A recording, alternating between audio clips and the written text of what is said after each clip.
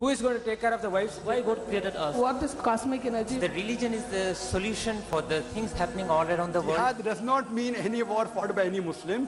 Jihad basically means to strive to struggle. The Hindus and the Muslims will be united. He is not cosmic energy, he is more superior than that. Quran gives you the solution to the problems of humankind. Not that we shall despise each other. That according to Japan, India will be the superpower of the world. We will be a superpower, will be far superior to the Americans.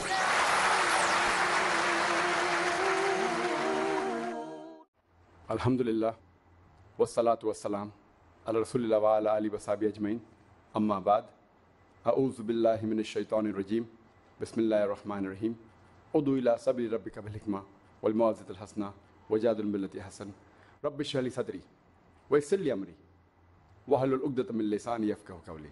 আপনাদের সবাইকে স্বাগত জানাই Islamic সম্ভাষণে। আসসালামু আলাইকুম ওয়া রাহমাতুল্লাহি ওয়া বারাকাতুহু। আল্লাহর দয়া, শান্তি ও রহমত আপনাদের সবার উপরে বর্ষিত হোক। ইসলাম ও কম্পারেটিভ রিলিজিয়ান অথবা ইসলাম ধর্মের প্রচার নিয়ে আপনারা আমাকে যে কোনো প্রশ্ন করতে পারেন। কোনো ভাইকে এখন প্রশ্ন করবেন? হ্যাঁ ভাই। এক ভাই আমাকে প্রশ্ন করেছিল, বাবা মাকে কতখানি মেনে চলতে হবে? সে ইসলাম ধর্মের অনুসারী। একজন অমুসলিম মেয়ের সাথে তার সম্পর্ক। সেই অমুসলিম এখন ইসলাম গ্রহণ করেছে। সে এখন বুঝতে পেরেছে বিয়ের আগের সম্পর্ক ঠিক না, সে ভুল করেছে। তবে সে সেই রিভার্ট হওয়া মেয়েটাকে বিয়ে করতে চায়। তার বাবা মা এতে রাজি হচ্ছে না, তারা বলছে সমাজ কি বলবে, ইত্যাদি ইত্যাদি। সে এখন খুব ভয় পাচ্ছে। এরকম একটা ঘটনা ঘটেছিল যেখানে নবী ইব্রাহিম তার ছেলে ইসমাইলকে বলেছিলেন ইসমাইলের স্ত্রীকে তালাক দেওয়ার জন্য। ইসমাইল তালাক দিলেন। আর পবিত্র কুরআনের একটা আয়াত বলছে যে বাবা মার প্রতি উফ শব্দটাও বলো না। সে বলছে এখন সে সেই মেয়েটাকে বিয়ে করবে যার সাথে তার সম্পর্ক। এরকম অবস্থায় তার কি করা উচিত? ভাই প্রশ্ন করলেন যে বাবা মাকে কতখানি মেনে চলা উচিত। একটা ঘটনাও আপনি বললেন যে এক মুসলিমের সম্পর্ক অমুসলিম মেয়ের সাথে, সে মেয়েটা ইসলাম গ্রহণ করেছে, কিন্তু ছেলের বাবা মা বলছে যে মেয়েটা অমুসলিম ছিল, এখন মুসলিম হয়েছে, সমাজ কি বলবে, সেজন্য বাবা মা আপত্তি করছে। এই ছেলে ইব্রাহিম আলাইহিস সালামের গল্প জানে। তিনি তার ছেলেকে বলেছিলেন স্ত্রীকে তালাক দিতে, আর বাবা মার প্রতি উফ শব্দটাও বলবে না। সূরা ইসরা অধ্যায় 17 আয়াত নাম্বার 23। সেই ছেলে এখন কি করবে? প্রশ্নের প্রথম অংশ, বাবা মাকে কতখানি মেনে চলা উচিত। যদি বাবা মায়ের কথাগুলো আল্লাহ এবং রাসূলের বিরুদ্ধে না যায় অথবা আল্লাহ এবং রাসূলের নির্দেশের বিরুদ্ধে না যায়, তাহলে সব মেনে চলা উচিত। এটাই সর্বোচ্চ সীমা। এর উপরে যদি যান সেটা হবে আল্লাহ এবং রাসূলের বিরুদ্ধে যাওয়া।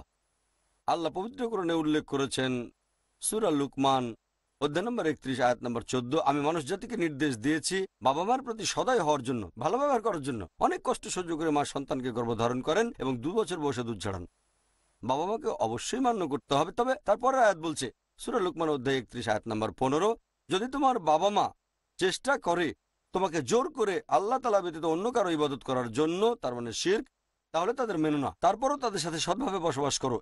এই কথাটা আবারও আছে সূরা আনকাবুতে অধ্যায় নম্বর 29 আয়াত নম্বর 8, আমি মানুষ জাতিকে নির্দেশ দিয়েছি বাবা মার প্রতি সদয় ব্যবহারের জন্য, কিন্তু বাবা মা যদি জিহাদ করে, চেষ্টা করে, জোর করে যাতে তুমি আল্লাহ ব্যতীত অন্য কারো ইবাদত করো যার সম্পর্কে তুমি কিছু জানো না, তাদের কথা মানবে না। যদি বাবা মায়ের কথা আল্লাহ এবং রাসূলের নির্দেশের বিরুদ্ধে না যায় তাহলে সবকিছু মেনে চলতে হবে।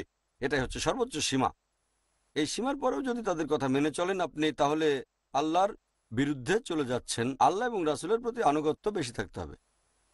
দ্বিতীয় পয়েন্ট, যে কথাটা আল্লাহ এবং রাসূলের বিরুদ্ধে যাচ্ছে না, যেটা বলছে আমরা কি তাহলে মানব? হ্যাঁ, মানলে ভালো। তবে কিছু কিছু ক্ষেত্রে পরোক্ষভাবে বাবা মা হয়তো বিরুদ্ধে চলে যাচ্ছে। এখন আমি বলছি আপনার বন্ধুর ব্যাপারে, যার কথা বললেন একজন মুসলিম, এখন তার সম্পর্ক অমুসলিম মেয়ের সাথে, সে এখন বুঝেছে এটা ভুল। একটা ভালো কাজ হচ্ছে, আলহামদুলিল্লাহ। ভুল করেছে, পরে বুঝতে পেরেছে সেটা ভুল, অনুশোচনা করবে। এখন সেই মেয়ে ইসলাম গ্রহণ করেছে, তবে বাবা মা সমাজকে খুব ভয় পাচ্ছে যে সবাই কি বলবে, তাই এখানে বিয়ে করো না। এটাই প্রশ্ন। 1 নম্বর পয়েন্ট, সম্পর্কের গভীরতা কেমন ছিল জানি না। যদি সেই সম্পর্ক হয়ে থাকে অনেক গভীর, আগে থেকেই ছিল শারীরিক সম্পর্ক, পবিত্র কোরআনের আয়াত বলছে তাদের বিয়ে করো না যারা ব্যভিচার করে। ব্যভিচার বিয়ে করবে ব্যভিচারিণীকে, পবিত্র কোরআনের আয়াত। যদি এমন কাউকে বিয়ে করো যে মুমিন নয়, সেটা তো শিরকের মতোই বিষয়। পরিস্থিতি যদি এরকম হয়, খবরের কাগজে অ্যাড দেন আমি একজন ব্যভিচারী, আমি এখানে ব্যভিচারিণীদের কাছ থেকে দরখাস্ত চাচ্ছি।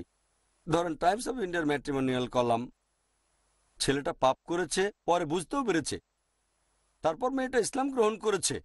এখন আমার মতে তারা বিয়ে করলে কোনো সমস্যা নেই। 1 নম্বর পয়েন্ট, অনেক ক্ষেত্রে সম্পর্কগুলো এতটা গভীর হয় না, তারা বাইরে বেরিয়ে ডেটিং ফিটিং করে ইত্যাদি। ছেলেটা যে ভুল করেছিল এ ব্যাপারে কোনো সন্দেহ নেই, তবে সেই মেয়ে যদি ইসলাম গ্রহণ করে ইসলামের সৌন্দর্য দেখে, আর এভাবে যদি সে হতে পারে সত্যিকারের মুমিনা, সত্যিকারের মুসলিমা, ইসলাম পালন করে। এখন ছেলেটা এমন কাউকে বিয়ে করতে চায় না যে মুসলিম পরিবারে জন্মেছে, একই রকম কাউকে সে পছন্দ করে এই মেয়েটাকে, কিন্তু বাবা মা আপত্তি করছে, সমাজ কি বলবে। তারা কিন্তু জিজ্ঞেস করছেন মেয়েটা আসলে ভালো কিনা। আমাদের নবী বলেছেন বিয়ের সময় যখন জীবনসঙ্গী বেছে নেবে সাধারণত 4টা জিনিস দেখবে। 1 নম্বর হচ্ছে সৌন্দর্য, 2 নম্বর সম্পদ, 3 নম্বর আভিজাত্য, চতুর্থ হচ্ছে গুণ, আর সবচেয়ে সেরাটা গুণ। তাহলে সৌন্দর্য দেখাটা হারাম না, সম্পদ দেখা হারাম না, আভিজাত্য দেখাও হারাম না, তবে এদের মধ্যে শ্রেষ্ঠ হচ্ছে গুণ। এখন ছেলেটা যদি বোঝা আগে ভুল করেছিল আর মেয়েটা বেশি গুণী, ছেলেটা যদি তার বাবা মাকে যুক্তি দিয়ে বা অনুরোধ করে বোঝাতে সক্ষম হয়, সেটা ইসলামের জন্য ভালো। তার মানে সে মানছে কোরআন এবং সুন্নাহ। বাবা মাকে বুঝিয়ে রাজি করতে পারলে সবচেয়ে ভালো। বোঝানোর চেষ্টা করবেন কিন্তু তাদের অমান্য করবেন না, সেটাই সবচেয়ে ভালো। ব্যাপারটা যদি খুব চরমে পৌঁছায় তাহলে পরিস্থিতির উপর নির্ভর করবে। ধর্মাধার নিয়ম নেই যে মেনেই চলতে হবে বা মান্য করা যাবে না। একজন নবী তার ছেলেকে আদেশ দিয়েছিলেন, নবী ইব্রাহিম আলাইহিসসালাম আদেশ দিয়েছিলেন ছেলেকে, নবী কোনো আদেশ দিলে সেটা মানতেই হবে, কারণ আল্লাহ বলেছেন। রসুল সেই যুক্তিটা এখানে খাটাবেন না।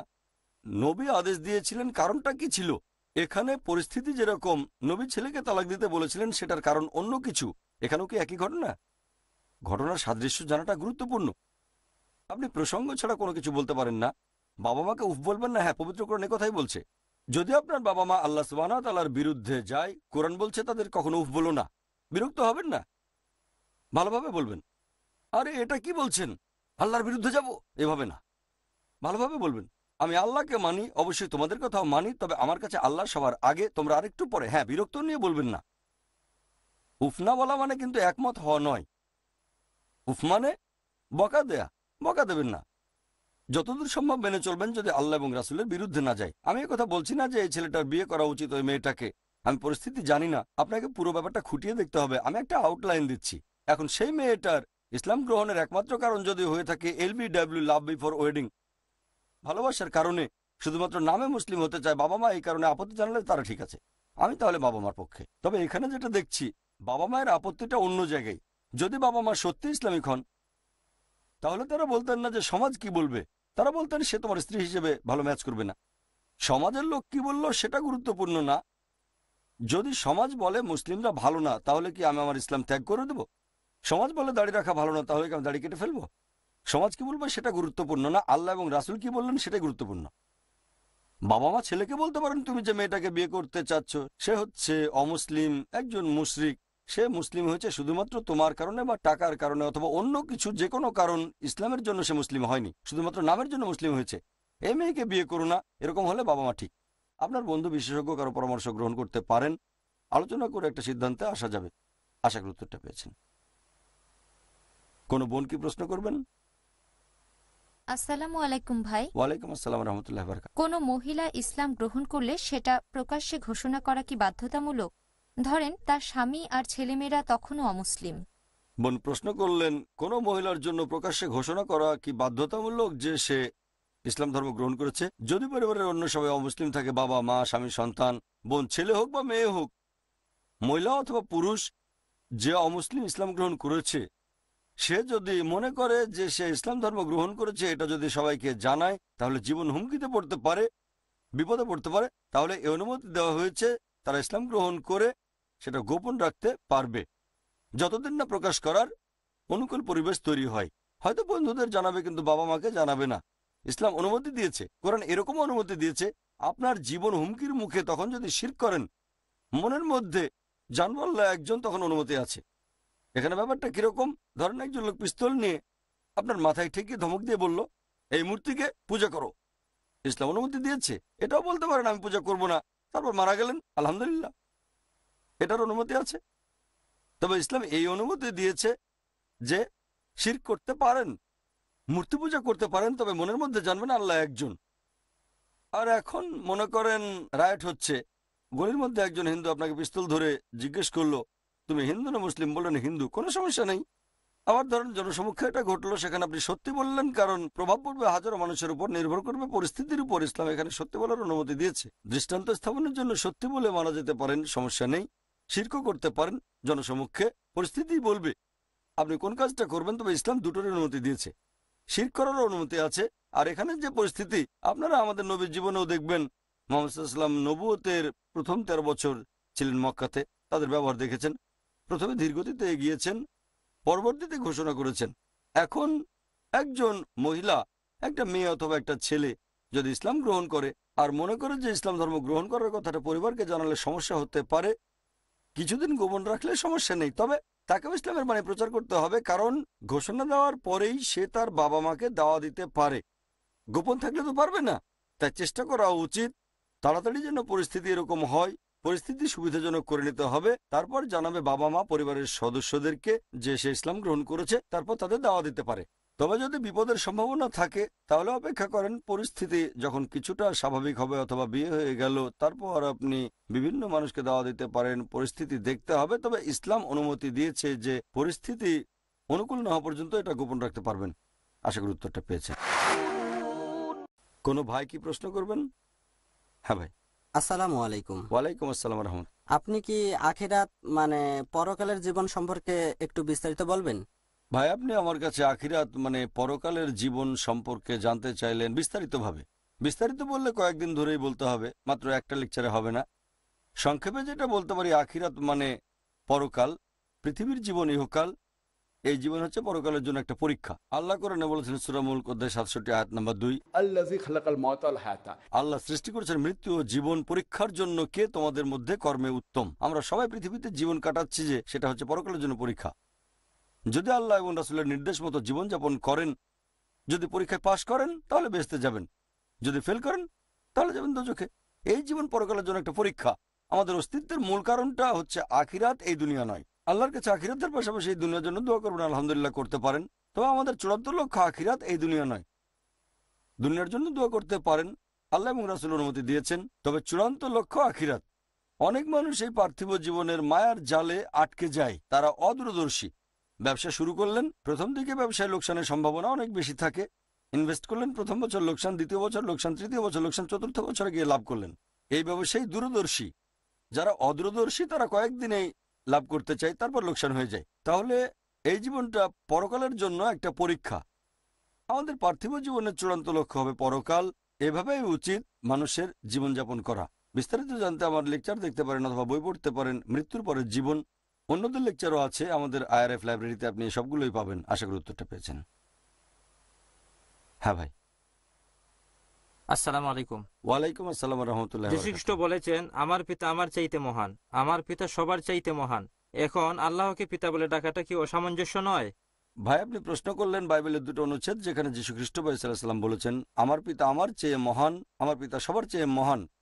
এটা অসামঞ্জস্য কি না? আপনারা দেখবেন আল্লাহকে বিভিন্ন নাম ও বৈশিষ্ট্যে ডাকা হয়েছে পবিত্র কোরআনে। এছাড়াও আছে সহিহ হাদিসে।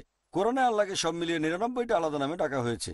আর রহমান, আর রহিম, পরম দয়ালু, পরম করুণাময়, আল হাকিম, পরম জ্ঞানী। এখন পিতা বলে আল্লাহকে ডাকা এটা অসামঞ্জস্য কিনা? মানুষ ভুল বুঝেছে যে যীশুখ্রিস্ট হলেন আল্লাহ সুবহানাহু ওয়া তাআলার জাতপুত্র। এই কারণে পবিত্র কোরআনে আল্লাহর নাম হিসেবে পিতা বলা হয়নি, যেটা আরবিতে আব। বাবা শব্দের আরবি হচ্ছে আব। এর চেয়ে কঠিন শব্দ রব বলা হয়েছে কোরআনে। রব মানে পালনকর্তা, রক্ষাকারী। আল্লাহ সুবহানাহু ওয়া তাআলা সবকিছু জানেন, সেজন্য তার বৈশিষ্ট্যের মধ্যে পিতা শব্দটা তিনি রাখেননি। যদি আমাকে বলেন হ্যাঁ পিতা আল্লাহর বৈশিষ্ট্য নয়, আল্লাহ তাআলা জানেন যে মানুষ ভুল বুঝতে পারে, নিজের বাবাকে একদিন আল্লাহ বলবে, ভুল বুঝাবুঝি হতে পারে। এই কারণে আমিও একমত যে পিতা এটা আল্লাহ তাআলার বৈশিষ্ট্য হতে পারে না। তবে সেই সময়ে আমাদেরকে বুঝতে হবে বর্তমানের যে বাইবেল, এটা সেই ইনজিল নয় যেটা যীশুখ্রিস্ট ঈসা আলাইহিস সালামের উপর নাজিল হয়েছিল। বাইবেলে দেখবেন অনেক জায়গায় যীশুখ্রিস্ট নিজের মুখেই বলছেন যে মহান ঈশ্বর আমার পিতা। এটা ছিল তার স্টাইল। তাহলে বাইবেল অনুযায়ী ঈশ্বরের একটা বৈশিষ্ট্য বা নাম হচ্ছে পিতা, তবে কোরআনে না। এর আগের প্রশ্নের উত্তরে বলেছিলাম আমরা বিশ্বাস করব সর্বশেষ ও চূড়ান্ত আসমানি কিতাব। এর আগে যে কিতাব এসেছিল সেগুলো ছিল নির্দিষ্ট জাতি এবং গোত্রের জন্য। বাইবেল সঠিক না বেঠিক সেটা পরের কথা, যদি সঠিকও হয় তাহলেও তা ছিল নির্দিষ্ট সময় এবং জাতির জন্য। এখন মেনে চলবেন সর্বশেষ ও চূড়ান্ত কিতাব পবিত্র কোরআন। সে আপনি থাকেন ভারতে, ইংল্যান্ডে বা আমেরিকায়, পবিত্র কোরআন এবং সর্বশেষ নবীর নির্দেশগুলো মেনে চলবেন। আশা করি উত্তরটা পেয়েছেন। কোনো বোন কি প্রশ্ন করবেন? আসসালামু আলাইকুম। ওয়ালাইকুম আসসালাম রহমতুল্লাহ। আপনি কি হোমিওপ্যাথিক ওষুধ সম্পর্কে কিছু বলবেন? বেশিরভাগ মুসলিম মনে করে এখানে ৯৯% উপাদানই অ্যালকোহল, তাই এটা হারাম। মধ্যপ্রাচ্যের দেশগুলোতেও হোমিওপ্যাথির প্র্যাকটিস নিষিদ্ধ করা হয়েছে, এ ব্যাপারে কিছু বলবেন? বোন, আপনি আমার কাছে হোমিওপ্যাথি ওষুধ সম্পর্কে জানতে চাইলেন।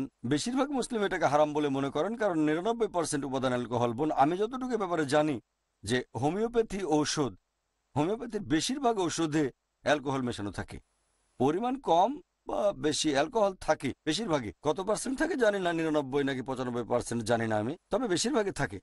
অনেকে বলে ৯০%-এর বেশি উপাদান, কেউ বলে ৯৫, যাই হোক না কেন, তবে বেশিরভাগই অ্যালকোহল থাকে। অনেকে বলে প্রায় সবগুলোই, হোক সেটা ৯০, ৯৫ বা ৯৯%। মতভেদ থাকতে পারে, তবে ৯০%-এর বেশি উপাদান হচ্ছে অ্যালকোহল। যদি কোনো ওষুধে অ্যালকোহল থাকে সেটা খাওয়া যেতে পারে একেবারে শেষ উপায় হিসেবে। যদি আর কোনো ওষুধ না থাকে যেটা আপনার জীবন বাঁচাতে পারে অ্যালকোহল বাদে, বা কোনো গুরুতর অসুখ সারাবে, এরকম হলে সেই সময় সেই অ্যালকোহল নেয়ার অনুমতি দেওয়া হয়েছে। আল্লাহ পবিত্র কোরআনে বলেছেন সব মিলিয়ে 4টা জায়গায়। সূরা বাকারা অধ্যায় ২ আয়াত নম্বর ১৭৩, সূরা মাইদা অধ্যায় ৫ আয়াত নম্বর ৩, সূরা আনাম অধ্যায় ৬ আয়াত নম্বর ১৪৫ এবং সূরা নাহাল অধ্যায় ১৬ আয়াত ১১৫। হুররিমাত আলাইকুমুল মাইতুতু ওয়াদ-দামু ওয়া লাহমুল খিনজির ওয়া মা উহিল্লা লিগাইরিল্লাহ বিহি। তোমাদের জন্য হারাম খাদ্য হচ্ছে মৃত পশুর রক্ত, তারপর শূকরের মাংস, আর যে প্রাণী জবাই করার সময় আল্লাহ ব্যতীত অন্য কারো নাম নেওয়া হয়েছে। তাহলে এই 4টা খাবার হচ্ছে নিষিদ্ধ। তারপরেই বলা হয়েছে তবে যদি অন্য উপায় হয়ে আল্লাহর আদেশ অমান্য করো তাহলে আল্লাহ তো রহমানুর রাহিম। ক্ষুধার জ্বালায় মরে যাচ্ছেন, আশেপাশে মাত্র একটাই খাবার, ধরেন আপনি সমুদ্রের মাঝখানে, জাহাজে আর কোনো খাবার নেই, শুধু শূকর আছে, তাই শূকরের মাংস খেলেন, এটা শুধু সেই সময়ের জন্যই খাবেন, এমন না যে ভরপেট খাবেন। আর ডাঙায় ফিরে আসলে শূকর আবার হারাম হয়ে যাবে। একইভাবে অ্যালকোহলই যদি একমাত্র জীবন রক্ষাকারী ওষুধ হয়ে থাকে তাহলে অনুমতি আছে। তবে হোমিওপ্যাথি ওষুধের ৯০% উপাদানই হচ্ছে অ্যালকোহল। তাহলে এমনিতে হোমিওপ্যাথি চিকিৎসা করব না। যদি অন্যান্য চিকিৎসা ব্যবস্থা যেমন অ্যালোপ্যাথি বা ইউনানিতে না সারার একমাত্র উপায় হোমিওপ্যাথি, তখন হোমিও ওষুধ খান, কোনো সমস্যা নেই। একইভাবে অ্যালোপ্যাথিতেও অনেক ওষুধে, বেশিরভাগ না তবে অনেক ওষুধে অ্যালকোহল থাকে। এখনকার মেডিকেল সায়েন্স বলে, আগে মানুষ মনে করতো অ্যালকোহল সবচেয়ে ভালো দ্রাবক, তবে বর্তমানের মেডিকেল সায়েন্স বলে অ্যালকোহলের চেয়েও ভালো দ্রাবক আছে। আমরা মুসলিমরা একটা উম্মাহ, আমরা সবাই মিলে বলবো আমরা কোনো ওষুধ কিনবো না, হোক ইউনানি বা অ্যালোপ্যাথি বা হোমিওপ্যাথি, যে প্যাথি হোক, অ্যালকোহল মেশানো থাকলে আমরা সেটা খাবো না, যদি না খেতে বাধ্য হই। দুর্ভাগ্যজনকভাবে মুসলিমরা এখনো একত্রিত হতে পারেনি। মুসলিমরা মাশাআল্লাহ এখনো পৃথিবীতে ১৩০ কোটি, বিশাল একটা মার্কেট। ফার্মা কোম্পানিগুলো তখন নিষিদ্ধ করতে বাধ্য হবে। পারফিউম কোম্পানি বানাচ্ছে অ্যালকোহল ফ্রি পারফিউম, জানেন কি?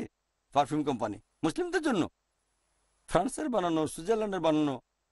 আমি একটা উপহার পেয়েছি, জাপান কম্পাস তৈরি করছে মুসলিমদের জন্য। কিবলার দিক। যদি মুসলিমরা একসাথে বলে উঠি যে আমরা ওষুধ খাবো না, যদি না সেটা আবশ্যিক হয়। এখন ধরেন অপারেশন হচ্ছে, আপনাকে দেওয়া হলো ক্লোরোফর্ম অ্যানেস্থেসিয়া, তখন তো এরকম হতেই পারে। এ ধরনের ঘটনা খুব কম ক্ষেত্রে ঘটতে পারে। এভাবে সবাই এক হলে আমাদের অবস্থানও ভালো হবে, ইসলামকে ভালোভাবে জীবনে প্রয়োগ করতে পারবো, অ্যালকোহল মেশানো ওষুধগুলো আমরা বাদ দিতে পারবো। আশা করি উত্তরটা পেয়েছেন। হ্যাঁ ভাই।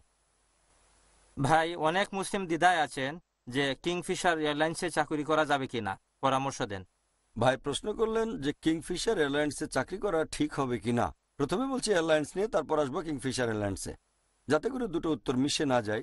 যদি কোনো এয়ারলাইন্সে চাকরির কথা বলেন, যখন কোনো কোম্পানির চাকরি করছেন, যদি সেই কোম্পানির প্রধান কাজটা হারাম হয় তাহলে সেখানে চাকরি করাটা হারাম, যে কোনো লেভেলে, টপ লেভেল, ডাউন লেভেল, যে কোনো লেভেলে। যেমন আপনি চাকরি করছেন ব্যাংকে, ইন্টারেস্ট বা সুদ হারাম। এখন ব্যাংকে যে চাকরি করেন না কেন, যেমন অফিস গার্ড বা ক্লার্ক, অ্যাকাউন্টেন্ট, সব পোস্টই, কারণ এর প্রধান কাজটাই হচ্ছে হারাম। আবার ধরেন চাকরি করছেন এমন কোম্পানিতে যার সামান্য কিছু কাজ হচ্ছে হারাম, যেমন ধরেন 5 স্টার হোটেলে চাকরি করার, সেখানে বার আছে, বার থেকে আয় হয়তো 2 বা 5% মোট আয়ের। প্রধান আয়টা হচ্ছে তাদের হোটেলের রুম ভাড়া দিয়ে। সামান্য কিছু কাজ হারাম, তবে আপনি সরাসরি সেই ডিপার্টমেন্টে কাজ করবেন না যেখানে হারাম কাজটা হয়। যদি আপনি বারের ওয়েটার হিসেবে কাজ করে থাকেন তাহলে হারাম। তবে রিসেপশনে চাকরি করলে কোনো সমস্যা নেই, কাজ করতে পারেন, লন্ড্রিতে সমস্যা নেই। তবে যদি বারের ওয়েটার হিসেবে চাকরি করেন, কাউকে অ্যালকোহল সার্ভ করছেন, তাহলে সেটা হারাম। একইভাবে এয়ারলাইন্সের চাকরি, এয়ারলাইন্সের কাজগুলো প্রধানত হারাম না। তবে যেহেতু বেশিরভাগ এয়ারলাইন্সই, সবগুলো নয়, বেশিরভাগই অ্যালকোহল সার্ভ করে, মদ সার্ভ করে পার্সার অথবা এয়ার হোস্টেস, আর অ্যালকোহল সার্ভ করাটা হারাম।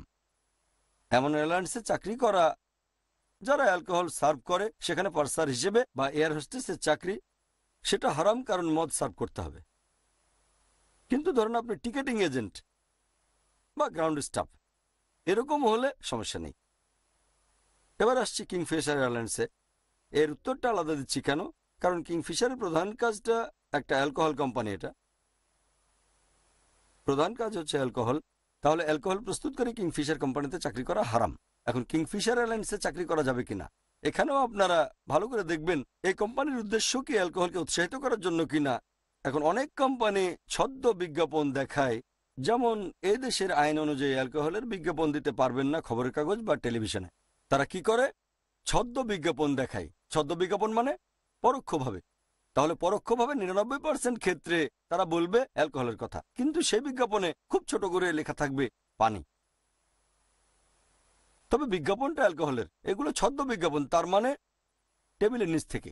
এখন সরাসরি আমাদের দেশে অ্যালকোহলের বিজ্ঞাপন দেয়া নিষিদ্ধ। ধরেন আপনার ম্যাগাজিন বা নিউজ পেপার আছে, আপনার জন্য এই বিজ্ঞাপন নেওয়া হারাম। বলতে পারবেন না এখানে তো বলছে পানি। ভারতের সরকার অনুমতি দিতে পারে, ইসলাম অনুমতি দেবে না, ঠিক? এবার কিংফিশার এয়ারলাইন্স, আমি জানি না এই এয়ারলাইন্স অ্যালকোহলকে উৎসাহিত করে কিনা, তবে এয়ারলাইন্সের বিজ্ঞাপনগুলো একই লাইনে যাচ্ছে যে কোম্পানিটা অ্যালকোহলের। আর এ ব্যাপারে আমি নিশ্চিত যে তারা সেখানে নিজেদের ব্র্যান্ডের অ্যালকোহল সার্ভ করবে। তাহলে এয়ার হোস্টেস বা পার্সারের চাকরি করা, আমি জানি না তারা সার্ভ করে কিনা, আমি জানি না এ ব্যাপারে। তবে সেখানে অ্যালকোহল সার্ভ করা হলে এই দুটো চাকরি হারাম। গ্রাউন্ড স্টাফ হলে আপনাকে খুঁজে দেখতে হবে এদের উদ্দেশ্যটা কি। যদি নিশ্চিত হন এটা আলাদা কোম্পানি, কোনো সম্পৃক্ততা নেই, শুধু নামটা এক, তাহলে সমস্যা নেই। নামটা যেমন ধরেন সিটি ব্যাংক চালু করেছে ইসলামিক শাখা। সিটি ব্যাংক একটা প্রচলিত ব্যাংক যেখানে সুদ লেনদেন হয়।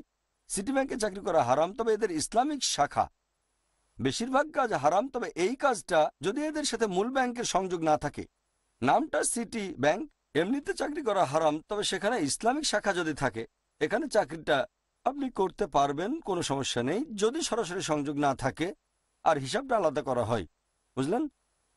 আগে আপনাকে দেখতে হবে যে কিংফিশার এয়ারলাইন্স আর কিংফিশার অ্যালকোহল কোম্পানি, এদের মধ্যে সম্পর্কটা কি। যদি পুরোপুরি আলাদা হয়ে থাকে, অ্যালকোহলকে যদি উৎসাহিত করা না হয়, যদি হয় আমি জানি না, আল্লাহ মালুম। যদি দুই কোম্পানি সরাসরি সম্পর্ক থাকে তাহলে যে কোনো পোস্টে চাকরি হারাম। তবে যদি সম্পূর্ণ আলাদা হয় তাহলে অ্যালকোহল সার্ভের চাকরিটা, এয়ার হোস্টেস বা পার্সারের চাকরি হারাম। অন্য কিছু হলে অনুমতি আছে। আপনাকে এভাবে সবকিছু দেখে সিদ্ধান্ত নিতে হবে। আশা করি উত্তরটা পেয়েছেন। ওয়া আখিরু দাওয়ানা আলহামদুলিল্লাহি রাব্বিল আলামিন। আলহামদুলিল্লাহ ওয়াসসালাতু ওয়াসসালাম আলা রাসূলিল্লাহ ওয়া আলা আলিহি ওয়া সাহবিহি আজমাইন, আম্মা বাদ। আউযু বিল্লাহি মিনাশ শাইতানির রাজীম, বিসমিল্লাহির রহমানির রহিম। ওয়া মান আহসানু ক্বাওলাম মিম্মান দাআ ইলাল্লাহি ওয়া আমিলা সালিহান ওয়া ক্বালা ইন্নানি মিনাল মুসলিমিন। রাব্বি ইশরাহ লি সাদরি ওয়া ইয়াসসির লি আমরি ওয়াহলুল উকদাতাম মিন লিসানি ইয়াফকাহু কাওলি। সবাইকে স্বাগত জানাচ্ছি ইসলামিক সম্ভাষণে। আসসালামু আলাইকুম ওয়া রাহমাতুল্লাহি ওয়া বারাকাতুহু। আল্লাহর দয়া, শান্তি ও রহমত আপনাদের সবার উপরে বর্ষিত হোক। ইসলাম ও কম্পারেটিভ রিলিজিয়নের উপরে কোনো প্রশ্ন থাকলে আমাকে করতে পারেন। কোনো বোন কি প্রশ্ন করবেন? ভাই, পবিত্র কোরআন পড়লে আমরা দেখি সেখানে নবী আদম আলাহিসাল্লাম আর ইব্রাহিম আলাহিসাল্লামের কথা বলা হয়েছে, যেমন আদম আলাহিসাল্লামের পৃথিবীতে আসা অথবা ইব্রাহিম আলাহিসাল্লামের সন্তান হওয়ার সুখবর। এগুলো বলার উদ্দেশ্যটা আসলে কি? বোন প্রশ্ন করলেন যে পবিত্র কোরআনে নবী আদম আলাহিসাল্লাম আর ইব্রাহিম আলাহিসাল্লাম সম্পর্কে বিভিন্ন কথা বলা হয়েছে, এখানে উদ্দেশ্যটা কি? উদ্দেশ্য সামগ্রিকভাবে কোরআন হচ্ছে আল্লাহ সুবহানাহু ওয়া তাআলার নিদর্শন, আয়াতের সমষ্টি, আমাদের পথ নির্দেশনা। অনেক নবী রাসূলগণের কথা সেখানে বলা হয়েছে, যাতে আমরা অতীতের কথাগুলো জানতে পারি, তখনকার দিনের মানুষ কেমন ছিল, কিভাবে আল্লাহর বিরোধিতা করেছে বা নবীকে সাহায্য করেছে। এগুলো থেকে আমরা শিক্ষা নেব। আমাদের পথ নির্দেশনা, এই সব কিছুই হিদায়া, পথ নির্দেশনা। এই গল্পগুলো থেকে আমরা বুঝতে পারবো মুসলিম হিসেবে আমরা কিভাবে জীবনযাপন করব। পবিত্র কোরআন হচ্ছে মানুষ জাতির পথ নির্দেশনা, দেখিয়ে দেয় কিভাবে জীবনযাপন করব। গল্পগুলো থেকে আমরা শিক্ষা নেব। এখানে নবী রাসূলগণের অনেক গল্প বলা হয়েছে যাতে আমরা বুঝতে পারি কিভাবে জীবনযাপন করব। আশা করি উত্তরটা পেয়েছেন। কোনো ভাইকে প্রশ্ন করবেন? হ্যাঁ ভাই। আমার নাম সিরাজ, পেশায় মনোরোগ বিশেষজ্ঞ। 1983 সাল থেকে আমি আমেরিকাতে বসবাস করি। আমার প্রশ্নটা হচ্ছে, বাবার রেখে যাওয়া গচ্ছিত নগদ টাকার উপর ছেলের কোন অধিকার আছে কিনা সেই ব্যাপারে। বাবা মারা গেছেন, সেজন্য আমি দেশে এসেছি। বাবার মধ্যে বেশ নেতিবাচক একটা অস্বাভাবিকতা ছিল আমার স্ত্রী আর আমার উপর। আমার 2 জন বোন আছে।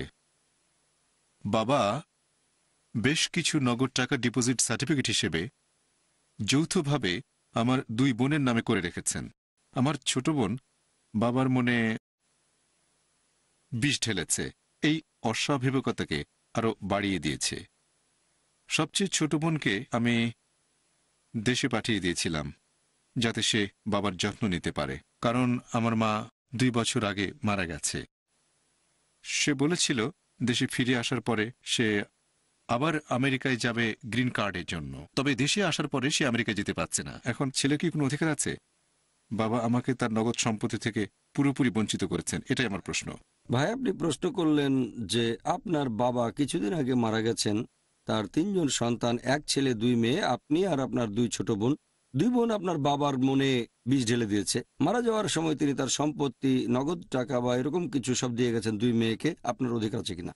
ইসলামিক শরিয়ার ব্যাপারে যদি বলতে হয়, আল্লাহ সম্পত্তিতে সন্তানের অংশীদারিত্বের কথা বলেছেন একেবারে পরিষ্কারভাবে। সূরা নিসা অধ্যায় 4 আয়াত নম্বর 11 ও 12, যে সন্তানদের ক্ষেত্রে প্রত্যেক পুত্র প্রত্যেক কন্যা দ্বিগুণ অংশ পাবে। এরপরে আরো কথা, সেগুলো প্রশ্নের সাথে প্রাসঙ্গিক না। এখন ইসলামিক শরিয়া অনুযায়ী আপনার কথাটা হতে পারে সঠিক বা ভুল, হতে পারে আপনার বোনেরা সঠিক বা ভুল। সন্তান ভালো হোক অথবা সে খারাপ হোক, ইসলামিক শরিয়া বলছে বাবা মারা গেলে 1 পুত্র পাবে 1 কন্যার দ্বিগুণ অংশ। এখানে সন্তান 2 মেয়ে আর 1 ছেলে, তাহলে সম্পত্তি সমান 4 ভাগ করতে হবে। প্রত্যেক মেয়ে পাবে 1টা করে অংশ আর ছেলে পাবে 2টো অংশ। সেই সন্তান হোক সে ভালো মুসলিম বা খারাপ মুসলিম, খারাপ মুসলিম বলে আসলে কিছু নেই যদি না সে ইসলাম ত্যাগ করে থাকে। ছেলে যদি ইসলাম ত্যাগ করে তাহলে হয়তো সম্পত্তি দাবি করতে পারবে না। তবে যদি ইসলাম ত্যাগ না করে, হোক সে সুপুত্র বা কুপুত্র, বলছি না আপনি কুপুত্র, তবে তর্কের খাতিরে ধরে নিলাম সে কুসন্তান, মদ খেয়ে মাতলামি করে, বাবার সাথে দুর্ব্যবহার করে, যাই হোক না কেন, তবে তার সম্পত্তির অধিকার আছে। আল্লাহ বলেছেন এটা হচ্ছে সন্তানের অংশ, হোক সে ভালো বা খারাপ সন্তান। যদি সন্তান ভালোও হয়, তারপরে বাবা তাকে অন্য সন্তানের চেয়ে বেশি অংশ দিতে পারবে না। এটা নির্ধারিত করা আছে, কেউ বদলাতে পারবে না। আল্লাহ কোরআনে বলেছেন সূরা মাইদা অধ্যায় 5 আয়াত নাম্বার 106 থেকে 8 সাক্ষীদের ব্যাপারে। এখন ধরেন কোন লোক মৃত্যু শয্যায় একটা উইল তৈরি করলো, সেটা যদি কোরআনের বিরুদ্ধে যায় তাহলে যারা সাক্ষী তারা সেটা বদলানোর অধিকার রাখেন। আমাদের ভারতে ইসলামিক শরিয়ার ব্যাপারে যদি বলতে হয়, যদি বাবা কোনো উইল করে না যান, ভারতে এটা হবে মুসলিম পার্সোনাল ল অনুযায়ী, যেটার ভিত্তি ইসলামিক শরিয়া। কোন লোক যদি উইল করে যায় সেটার বিরুদ্ধে আদালতে কেস করা যায়। তবে যদি ইসলামিক দেশ হতো তাহলে আদালতেও যেতে হতো না, কারণ কথাটা একবারে পরিষ্কার, হোক সে ভালো ছেলে বা খারাপ ছেলে, হোক ভালো মেয়ে বা খারাপ মেয়ে, যে অংশটা তার প্রাপ্য সেটা তাকে দিতেই হবে। ইসলামিক আইন অনুযায়ী আমার মতে এই অংশটা অবশ্যই আপনার প্রাপ্য। 2 অংশ সম্পত্তির অর্ধেক, হোক নগদ টাকা বা অন্য কিছু। মা জীবিত থাকলে একটা অংশ তিনিও পাবেন। তবে আপনি বললেন আপনার মাও মারা গেছেন আর অংশীদার নেই, তাহলে আপনি পাবেন অর্ধেক আর বোনেরা প্রত্যেকে 1/4। এখন ভারতে ধরেন আপনার বাবা একটা উইল করে গেছেন, ভারতেই বাস করেছেন, অন্য কোনো দেশে থাকলে সেই দেশের আইন অনুযায়ী সেটা হবে। শরিয়া অনুযায়ী আপনার পাওয়া উচিত। আদালতে মামলা করে বিষয়টা একটা নিষ্পত্তি করতে পারেন। আমার মতে এই কেসে আপনারই জেতার সম্ভাবনা বেশি, তবে দেখতে হবে কেসটা কিভাবে চালাচ্ছেন। হ্যাঁ বলেন। আমাদের গ্রামের 2 জন ধর্মীয় ব্যক্তিত্ব, অবশ্য তারা আপনার মতো এরকম বিশেষজ্ঞ নন। আমি তাদের সাথে বিষয়টা নিয়ে আলোচনা করেছিলাম। 2য় জন যার সাথে আমি কথা বলেছিলাম, ওনাকে আমার অবশ্য বেশ যুক্তিসম্পন্ন আর বুঝদার বলে মনে হয়েছে। তিনি বলেছিলেন যে এই সার্টিফিকেটগুলো যেহেতু আমার 2 বোনের নামে যৌথভাবে গচ্ছিত রয়েছে, তার মতে যেহেতু এই টাকাটা কাউকে আলাদা করে দেওয়া হয়নি, যৌথভাবে রাখা, তাই আপনিও যেটা বললেন যে আমার অধিকার আছে। প্রথমজন বলেছেন যে না, যেহেতু ডিপোজিট সার্টিফিকেট তার যৌথভাবে তাদের নামে, আমি নাকি কিছু করতে পারবো না। সেজন্য একটু দ্বিধাদ্বন্দ্বে পড়ে গিয়েছিলাম। আপনার কথা শুনে বুঝতে পারছি আমি এখন আদালতে আপিল করতে পারবো। যদি টাকাটা থাকে আপনার বোনদের নামে যৌথভাবে, খেয়াল রাখবেন আর খোঁজ নিয়ে দেখবেন যে আপনার বাবা তার মেয়েদেরকে এই টাকাটা কোনো রকম উপহার হিসেবে দিয়েছেন কিনা। 1 নম্বর পয়েন্ট, যদি উপহার হিসেবে দিয়ে থাকেন সেটা তাহলে হয়ে গেছে, কিছু করা যাবে না। তবে যদি মেয়েদের নামে যৌথভাবে থাকে সিকিউরিটি ডিপোজিট, তাহলে সেই সম্পত্তির মালিক আপনার বাবা। আমাদের এখানে ভারতের আইনে ধরেন আমি একটা ফ্ল্যাট কিনলাম নিজের টাকা দিয়ে, আর যৌথ মালিক হিসেবে স্ত্রীর নামও দিলাম, বিবাহ বিচ্ছেদ হয়ে গেলে সম্পত্তিটা আমার থাকবে, কারণ উৎসটা ছিল আমার। ঠিক, তাহলে আপনার বাবা যদি সেই টাকাটা আপনার বোনদের নামে যৌথভাবে সিকিউরিটি ডিপোজিট হিসেবে রাখেন যাতে টাকাটা নিরাপদে থাকে ইত্যাদি ইত্যাদি, এটা ইসলামিক আইনও হবে, এমনকি ভারতেও। তবে টাকাটা উপহার হিসেবে যদি দেন, যদি ব্যাংকে উল্লেখ থাকে, এরকম কোনো দলিল যদি সেখানে থাকে যে তিনি এটা মেয়েদেরকে উপহার হিসেবে দিয়েছেন, তখন হয়তো সেটা নিয়ে আর তেমন কিছু করা যাবে না। তবে যদি মেয়েদের নামে যৌথভাবে থাকে, আপনার বাবা এবং বোনদের নামে যৌথভাবে, তাহলে সে সম্পত্তির মালিক আপনার বাবা, এখানে আপনার অধিকার আছে। আপনাকে অনেক ধন্যবাদ, আপনি একেবারে বিস্তারিত ধন্যবাদ। জানিয়েছেন। আর কোনো ভাই? হ্যাঁ ভাই। জাগির ভাই, মনে করেন সম্পত্তি 3 লাখ টাকা, এক ছেলে 2 মেয়ে। এখানে কি ছেলে 1.5 লাখ, মেয়েরা 1.5 লাখ, নাকি ছেলে 2 লাখ আর 2 মেয়ে 1 লাখ? আপনি বললেন 4 ভাগের 2 ভাগ ছেলে, 1 ভাগ মেয়েরা প্রত্যেকে পাবে। ভাই আপনি প্রশ্ন করলেন পুত্র পাবে কন্যার দ্বিগুণ। এখন এক মেয়ের দ্বিগুণ নাকি মেয়েদের দ্বিগুণ সম্পত্তি? একটা মেয়ের দ্বিগুণ, প্রত্যেক পুত্র পাবে প্রত্যেক কন্যার দ্বিগুণ অংশ। মানে যদি 4 লাখ থাকে তাহলে 2 লাখ পাবে ছেলে, আর 1 লাখ করে পাবে 2 মেয়ে। তাহলে ছেলে পাচ্ছে আমি দ্বিগুণ, বলেছিলাম 4 ভাগ করতে হবে। কিন্তু আমি বলেছিলাম যে সম্পত্তিটা 4 ভাগ করতে হবে, 2টো অংশ পাবে ছেলে আর 1টা করে পাবে মেয়েরা। তার মানে এক ছেলে দ্বিগুণ অংশ পাবে 1 মেয়ের চেয়ে, 2 মেয়ের চেয়ে দ্বিগুণ পাবে না। এই কেসটাতে ছেলে পাবে অর্ধেক। আরেকটা প্রশ্ন, যেমন ধরেন কুরআনে মুসা আলাইহিস সালামের কথা বলা হয়েছে, আর আমরা দেখি যে একই গল্প বারবার বলা হয়েছে। এখন এর পিছনে কারণটা কি হতে পারে আপনার যে মতে? বারবার কেন? হ্যাঁ, কেন বারবার বলা হচ্ছে? এখানে আমাদের পথ নির্দেশনা দেওয়া হচ্ছে মানলাম, কিন্তু একই জিনিস কেন বারবার বলা হচ্ছে? এই ভাই প্রশ্ন করলেন কেন পবিত্র কোরআনে কিছু গল্প বারবার উপস্থাপন করা হয়েছে, কিছু কিছু কাহিনী 2 বার 3 বার 4 বার, কোনোটা 5 বারও। শুধু গল্প নয়, মাঝে মাঝে নিদর্শনও। যেমন ধরেন শুধুমাত্র সূরা কামার অধ্যায় নম্বর 54,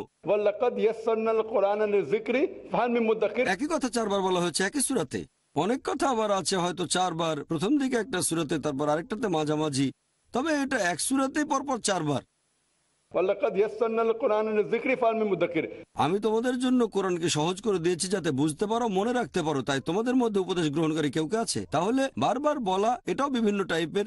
যদি একই কথা বারবার বলা হয় একেবারে হুবহু, তাহলে গুরুত্ব বোঝানোর জন্য এটা বেশ গুরুত্বপূর্ণ। যত বেশিবার বলা হবে তত বেশি গুরুত্বপূর্ণ। তার মানে এই না যে একটা বিষয় বলা হয়েছে 2 বার, অন্যটা 4 বার, তাহলে দ্বিতীয়টার গুরুত্ব প্রথমটার চেয়ে বেশি, এভাবে বলা যাবে না। হয়তো আল্লাহ জানেন এই আয়াতটা মানুষ সহজে ভুলে যেতে পারে, কিছু আয়াত মাত্র একবার বললেও ভুলবে না, সেজন্য আল্লাহ সেগুলো বারবার বলেননি। যেমন ধরেন অ্যালকোহল নিষিদ্ধ, এটা কোরআনে বলা হয়েছে মাত্র 1 বার। শূকরের মাংসের নিষেধাজ্ঞা 4 বার। আল্লাহ ভালো করে জানেন কোন কথাটা বারবার বলতে হবে। যদি হুবহু একই কথা বলা হয় তাহলে সেটা গুরুত্ব বোঝানোর জন্য। অনেক সময় বারবার আসছে, তবে 80% একরকম, 20% বদলে যাচ্ছে। শুরুতে হয়তো একরকম, শেষের দিকে আলাদা। অনেক জায়গায় শুরুটা আলাদা। এখানে গুরুত্ব বোঝানোর পাশাপাশি বিভিন্ন তথ্যও দেওয়া হচ্ছে, বিভিন্ন ইনফরমেশন। অনেক সময় গল্প বলা হয়েছে আদম আলাইহিস সালামের আর ইবলিসের, এটা কোরআনে আছে মোট 7 বার। প্রত্যেকবার নতুন কিছু তথ্য এসেছে, তবে মূল ঘটনা একই রয়েছে। এখানে আল্লাহ সুবহানাহু ওয়া তাআলা গল্পটাতে একটা নতুন মাত্রা যোগ করেছেন, নতুন তথ্য জানাচ্ছেন, তারপর গুরুত্ব বোঝাচ্ছেন। বারবার বলা হয়েছে গুরুত্ব বোঝাতে, এভাবে আল্লাহ নতুন মাত্রা যোগ করেছেন। যদি হুবহু একই কথা হয় সেটা গুরুত্ব বোঝাতে। আসসালামু ওয়ালাইকুম আলাইকুম। আসসালাম ওয়া রাহমাতুল্লাহি ওয়া বারাকাতুহু। ভাই, আমি পড়েছি যে মহিলাদের জন্য মুখমণ্ডলের সৌন্দর্য বাড়ানো নিষিদ্ধ। এখন আমার পরিচিত এক মহিলা কিছুদিন আগে স্মল পক্স থেকে সেরে উঠেছেন। তার মুখ এখন কালো দাগে ভর্তি।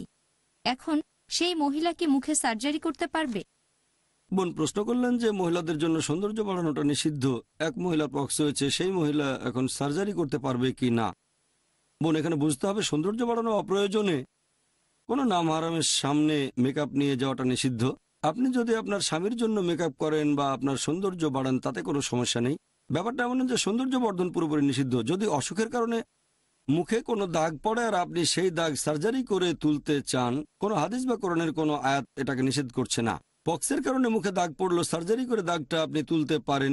এভাবে দাগ তোলার জন্য চিকিৎসা করলে কোনো সমস্যা নেই আপনার। আশা করি উত্তরটা পেয়েছেন। হ্যাঁ ভাই।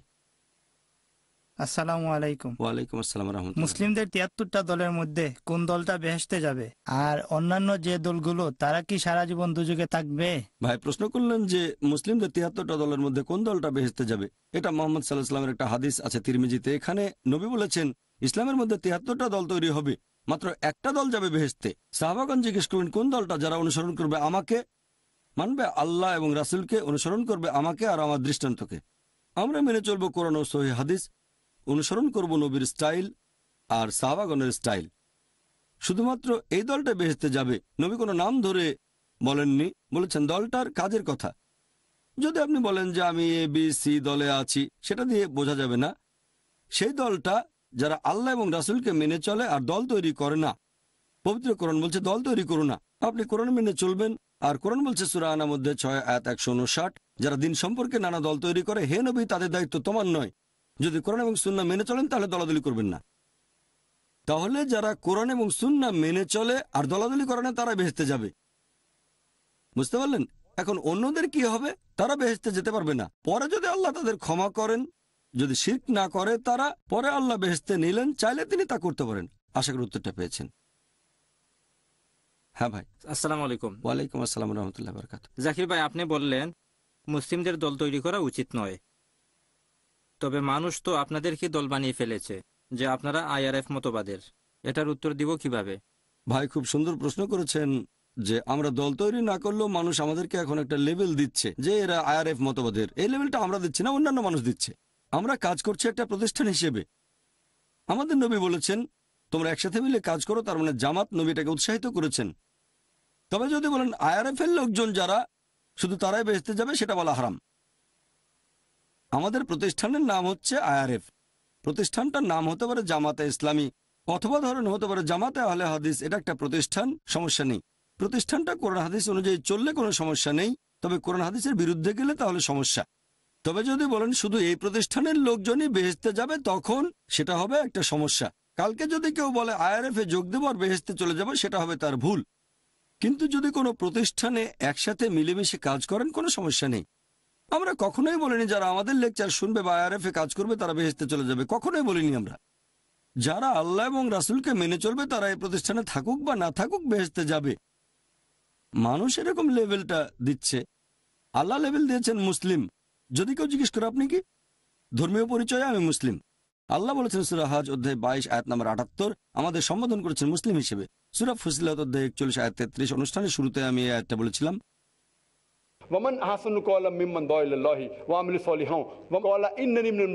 কথায় সেই ব্যক্তি অপেক্ষা কে উত্তম যে আল্লাহর পথে মানুষকে আহ্বান করে সৎ কাজ করে আর বলবে যে আমি একজন মুসলিম। আল্লাহ বলেছেন আমাদের পরিচয় হচ্ছে মুসলিম, মুসলিম, মুসলিম। এমনকি দাওয়ার ক্ষেত্রে সূরা আলে ইমরান অধ্যায় 3 আয়াত নম্বর 64, অমুসলিমদের সাথে যখন কথা বলবো আল্লাহ বলেছেন শেষের দিকে তোমরা সাক্ষী থাকো আমরা মুসলিম, আল্লাহর কাছে আত্মসমর্পণকারী। তাহলে আমরা আল্লাহর দেয়া লেভেলটাই ব্যবহার করব, মুসলিম। প্রথমে মুসলিম, শেষেও মুসলিম। কোন মুসলিম? যে আল্লাহ এবং রাসূলকে মেনে চলে। আশা করি উত্তরটা পেয়েছেন। হ্যাঁ ভাই। আসসালামু আলাইকুম। ওয়ালাইকুম আসসালাম রাহমাতুল্লাহ। একজন গাইনি ডাক্তার যে ট্রেনিং করছে, তাকে যদি ল্যাব এক্সপেরিমেন্টের জন্য অ্যাবর্শন করতে হয়, এটা করার অনুমতি আছে? আর অনেক গ্রামে দেখা যায় যে কোনো মহিলা ডাক্তার নেই, গাইনি ডাক্তার। তখন মহিলারা বাচ্চা প্রসবের সময় কোনো পুরুষ ডাক্তারের কাছে যেতে পারবে কি? ধন্যবাদ ভাই। দুটো প্রশ্ন করলেন যে একজন ছাত্র যে মেডিকেলে পড়াশোনা করছে, এমবিবিএস বা গাইনোকোলজি লেখাপড়ার অংশ হিসেবে সে অ্যাবর্শন করাতে পারবে কিনা, কারণ ইসলামে তো অ্যাবর্শন হারাম।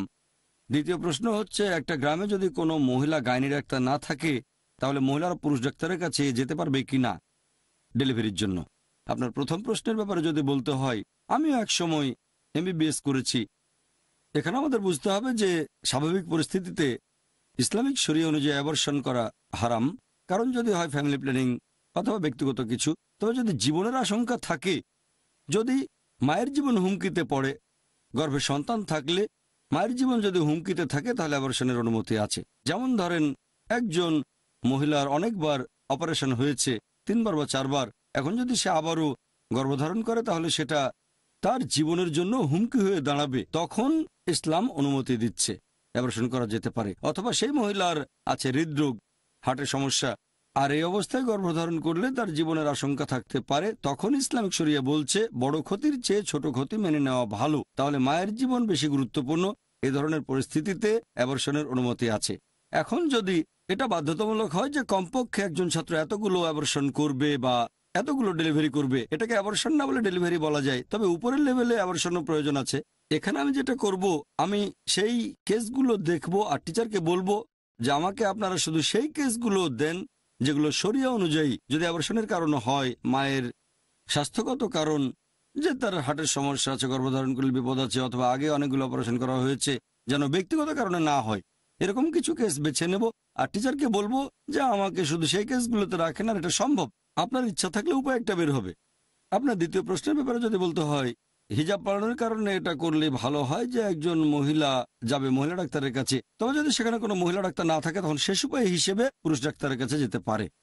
এ ধরনের ক্ষেত্রে হিজাবকে একটু শিথিল করা হয়েছে। সূরা নূর অধ্যায় 24 আয়াত 31, যে মুমিন মহিলাদের বলো তারা যেন দৃষ্টি অবনত রাখে, শালীনতা বজায় রাখে, সাধারণত যা প্রকাশ হয় তা ব্যতীত যেন সৌন্দর্য প্রকাশ না করে। ব্যতিক্রম করা যেতে পারে, একটা হচ্ছে রোগীর জীবন হুমকির মুখে, আর সে সময় আশেপাশে যদি শুধুমাত্র একজন পুরুষ ডাক্তারই থাকে, রোগী মারা যেতে পারে, এরকম অবস্থা হলে শিথিলের অনুমতি আছে। এটা ছাড়া যখন জীবনসঙ্গী বেছে নেবেন সে সময় হবু স্ত্রীর মুখ দেখার অনুমতি আছে, এ সময় দেখতে পারবেন। আশা করি উত্তরটা পেয়েছেন। আসসালামু আলাইকুম। ওয়ালাইকুম আসসালাম রহমতুল্লাহ বারাকাতুহু। একজন লোক যদি রেজিস্ট্রি করে বিয়ে করে কোনো অমুসলিমকে, সে কি জাকাত দিতে পারবে? সেই টাকা কি গ্রহণযোগ্য হবে? বোন, আপনি প্রশ্ন করলেন যে একজন মুসলিম রেজিস্ট্রি করে বিয়ে করেছে এক অমুসলিমকে, সেই মুসলিমের জাকাত গ্রহণযোগ্য হবে কিনা।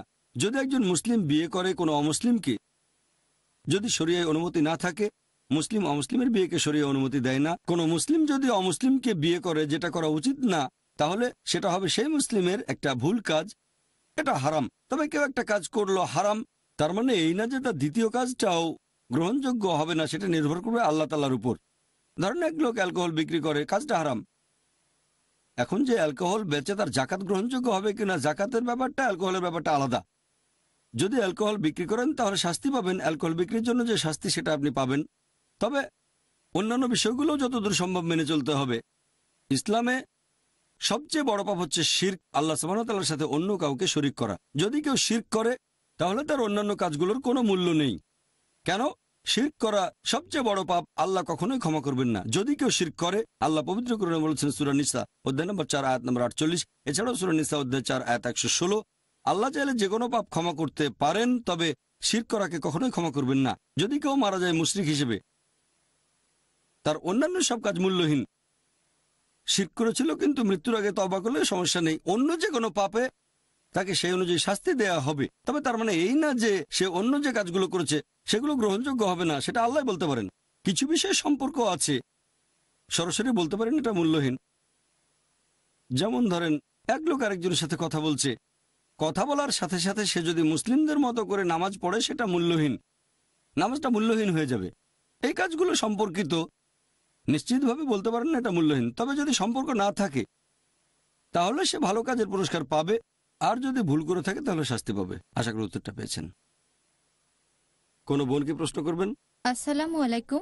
ওয়ালাইকুম আসসালাম রহমতুল্লাহ বারাকাতুহু। আমি আপনাকে 2টা প্রশ্ন করতে চাই, এগুলো পরস্পর সম্পর্কিত। আমার প্রথম প্রশ্নটা হচ্ছে, পুরুষরা যখন জুমার নামাজ আদায় করে, যদি ভুল না বলি, মানে আমি যতদূর জানি আলহামদুলিল্লাহ এখানে ফরজ 4 রাকাত হয়ে যাচ্ছে 2 রাকাত জুমার নামাজের সময়। আমার প্রথম প্রশ্ন, ব্যাপারটা এরকম কেন? দ্বিতীয় প্রশ্ন, ধরেন একটা বাসায় আমরা 2 জন মহিলা, এখন জামাতে নামাজ আদায় করতে গেলে কমপক্ষে কতজন মানুষ লাগবে? আমরা 2 জন কি জামাতে নামাজ পড়তে পারবো? আর জুমার দিনে হয়তো বিল্ডিংয়ে 6-7 জন মহিলা আছে যারা একসাথে নামাজ পড়ে, এখন আমাদের জন্য কি ফরজ 4 রাকাত, তাহলে 2 রাকাত হয়ে যাবে? এ ব্যাপারে আপনি কিছু বলবেন? বোন দুটো প্রশ্ন করলেন। প্রথম প্রশ্ন, জোহরে 4 রাকাত ফরজ নামাজ জুমা এসে 2 রাকাত হয়ে যায় কেন? জুমা হচ্ছে শুক্রবারের জোহরের নামাজ, এখানে বেশ কিছু শর্ত আছে জুমার নামাজের শর্ত। এখন 2 রাকাত হলো কেন? 2 রাকাত হয়েছে তার কারণ জুমার নামাজের সময় খুতবা দেওয়াটাও প্রয়োজনীয়। এই সময় একটা বক্তৃতা পেশ করা হয় নামাজ পড়ার আগে, এই কারণে সেখানে 2 রাকাত কম। কারণ এখানে আমাদের শুনতে হবে সেই খুতবা, জুমার নামাজের খুতবা, সেই কারণে 4 রাকাত নামাজ কমে হয়ে যায় 2 রাকাত। আপনার দ্বিতীয় প্রশ্নটা নিয়ে বলি যে জামাতে নামাজ পড়তে গেলে কতজন মানুষ লাগবে। যদি বলেন সাধারণ জামাত, যে কোনো নামাজে কমপক্ষে 2 জন লাগবে। সহিহ বুখারীর একটা হাদিস বলছে 2 জন মিলে জামাতে নামাজ পড়া যায়। তবে জুমার নামাজের ব্যাপারটা আলাদা। জুমার নামাজের ক্ষেত্রে আরও কিছু শর্ত আছে। জুমার নামাজ আদায়ের সময় খুতবা দিতে হবে, তারপর থাকবেন একজন ইমাম। মানুষের সংখ্যা বদলাতে পারে, কেউ বলেন 40, কেউ 50, মতভেদ আছে। আমার জানা মতো এমন কোনো হাদিস নেই যেখানে একেবারে নির্দিষ্ট করে বলা হয়েছে যে কতজন থাকতে হবে। কেউ বলে 2 জন, কেউ বলে 4 জন, অনেকে বলে আরো বড় সংখ্যা। এভাবে ইমাম লাগবে, খুতবা লাগবে। আর একটা কথা, এই খুতবা দেবে একজন পুরুষ। মহিলারা একসাথে জামাতে নামাজ আদায় করতে পারবে, তবে জুমার নামাজ না, অন্য নামাজ। সেখানে উপস্থিত মহিলাদের একজন তাদের মধ্য থেকে ইমাম হতে পারে, নামাজ পড়াতে পারে জামাতে, তবে জুমার নামাজ বাদে।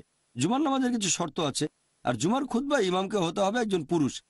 এটার ভিত্তিতে আর আমার জানা মতে কোনো হাদিস বলছে না যে মহিলারা জামাতে জুমা পড়বে আর ইমাম হবে মহিলা। একটা হাদিস আছে, হযরত আয়েশা, আল্লাহ তার প্রতি সন্তুষ্ট থাকুন, তিনি মহিলাদের নামাজে ইমামতি করেছিলেন, আর সেটা ছিল সাধারণ নামাজ। তবে কোনো হাদিস বলছে না যে জুমার নামাজের ইমাম একজন মহিলা, যেখানে আছে শুধু মহিলারা। আশা করি উত্তরটা পেয়েছেন। তাহলে 2 জন মহিলা জামাতে নামাজ পড়তে পারে জুমার নামাজ বাদে, তার মানে কমপক্ষে 2 জন মহিলা অন্যান্য নামাজ জামাতে আদায় করতে পারবে। হ্যাঁ বোন, হোক তারা পুরুষ বা মহিলা, জামাতে নামাজ পড়তে গেলে কমপক্ষে 2 জন লাগবে। তাদের মধ্যে একজন হবে ইমাম, তারা পুরুষ হতে পারে, মহিলাও হতে পারে, ছেলে বা আচ্ছা, মেয়ে। জাযাকাল্লাহ খায়ের। ওয়া আখিরু দাওয়ানা আলহামদুলিল্লাহ ওয়াসসালাতু ওয়াসসালাম আলা রাসূলিল্লাহ ওয়া আলা আলিহি ওয়া সাহবিহি আজমাইন, আম্মা বাদ। আউযু বিল্লাহি মিনাশ শাইতানির রাজীম, বিসমিল্লাহির রহমানির রহিম।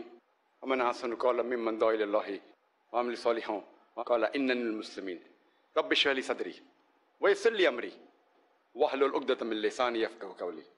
আপনাদের স্বাগত জানাই ইসলামিক সম্ভাষণে। আসসালামু আলাইকুম ওয়া রাহমাতুল্লাহি ওয়া বারাকাতুহু। আল্লাহর দয়া, শান্তি ও রহমত আপনাদের সবার উপরে বর্ষিত হোক। ইসলাম ও কম্পারেটিভ রিলিজিয়নের উপর কিছু জানতে চাইলে আমাকে প্রশ্ন করেন। হ্যাঁ ভাই। আসসালামু আলাইকুম। ওয়ালাইকুম আসসালাম। একজন গাইনি ডাক্তার যে ট্রেনিং করছে, তাকে যদি ল্যাব এক্সপেরিমেন্টের জন্য অ্যাবর্শন করতে হয়, এটা করার অনুমতি আছে? আর অনেক গ্রামে দেখা যায় যে কোনো মহিলা ডাক্তার নেই, গাইনি ডাক্তার। তখন মহিলারা বাচ্চা প্রসবের সময় কোনো পুরুষ ডাক্তারের কাছে যেতে পারবে কি? ধন্যবাদ ভাই। দুটো প্রশ্ন করলেন যে একজন ছাত্র যে মেডিকেলে পড়াশোনা করছে, এমবিবিএস বা গাইনোকোলজি লেখাপড়ার অংশ হিসেবে সে অ্যাবর্শন করাতে পারবে কিনা, কারণ ইসলামে তো অ্যাবর্শন হারাম। দ্বিতীয় প্রশ্ন হচ্ছে, একটা গ্রামে যদি কোনো মহিলা গাইনি ডাক্তার না থাকে, তাহলে মহিলারা পুরুষ ডাক্তারের কাছে যেতে পারবে কিনা ডেলিভারির জন্য। আপনার প্রথম প্রশ্নের ব্যাপারে যদি বলতে হয়, আমিও এক সময় এমবিবিএস করেছি। এখানে আমাদের বুঝতে হবে যে স্বাভাবিক পরিস্থিতিতে ইসলামিক শরিয়া অনুযায়ী অ্যাবর্শন করা হারাম, কারণ যদি হয় ফ্যামিলি প্ল্যানিং অথবা ব্যক্তিগত কিছু। তবে যদি জীবনের আশঙ্কা থাকে, যদি মায়ের জীবন হুমকিতে পড়ে, গর্ভে সন্তান থাকলে মায়ের জীবন যদি হুমকিতে থাকে, তাহলে অ্যাবর্শনের অনুমতি আছে। যেমন ধরেন একজন মহিলার অনেকবার অপারেশন হয়েছে, 3 বার বা 4 বার, এখন যদি সে আবারও গর্ভধারণ করে, তাহলে সেটা তার জীবনের জন্য হুমকি হয়ে দাঁড়াবে। তখন ইসলাম অনুমতি দিচ্ছে, অ্যাবর্শন করা যেতে পারে। অথবা সেই মহিলার আছে হৃদরোগ, হার্টের সমস্যা, আর এই অবস্থায় গর্ভধারণ করলে তার জীবনের আশঙ্কা থাকতে পারে। তখন ইসলামিক শরিয়া বলছে বড় ক্ষতির চেয়ে ছোট ক্ষতি মেনে নেওয়া ভালো। তাহলে মায়ের জীবন বেশি গুরুত্বপূর্ণ। এ ধরনের পরিস্থিতিতে অ্যাবর্শনের অনুমতি আছে। এখন যদি এটা বাধ্যতামূলক হয় যে কমপক্ষে একজন ছাত্র এতগুলো অ্যাবর্শন করবে বা এতগুলো ডেলিভারি করবে, এটাকে অ্যাবর্শন না বলে ডেলিভারি বলা যায়। তবে উপরের লেভেলে অ্যাবর্শনের প্রয়োজন আছে। এখানে আমি যেটা করব, আমি সেই কেসগুলো দেখব আর টিচারকে বলবো যে আমাকে আপনারা শুধু সেই কেসগুলো দেন যেগুলো শরিয়া অনুযায়ী, যদি অ্যাবর্শনের কারণ হয়, মায়ের স্বাস্থ্যগত কারণ, যে তার হার্টের সমস্যা আছে, গর্ভধারণ করলে বিপদ আছে, অথবা আগে অনেকগুলো অপারেশন করা হয়েছে, যেন ব্যক্তিগত কারণে না হয়, এরকম কিছু কেস বেছে নেব। আর টিচারকে বলবো যে আমাকে শুধু সেই কেসগুলোতে রাখেন, আর এটা সম্ভব। আপনার ইচ্ছা থাকলে উপায় একটা বের হবে। আপনার দ্বিতীয় প্রশ্নের ব্যাপারে যদি বলতে হয়, হিজাব পালনের কারণে এটা করলে ভালো হয় যে একজন মহিলা যাবে মহিলা ডাক্তারের কাছে। তবে যদি সেখানে কোনো মহিলা ডাক্তার না থাকে, তখন শেষ উপায় হিসেবে পুরুষ ডাক্তারের কাছে যেতে পারে। এ ধরনের ক্ষেত্রে হিজাবকে একটু শিথিল করা হয়েছে।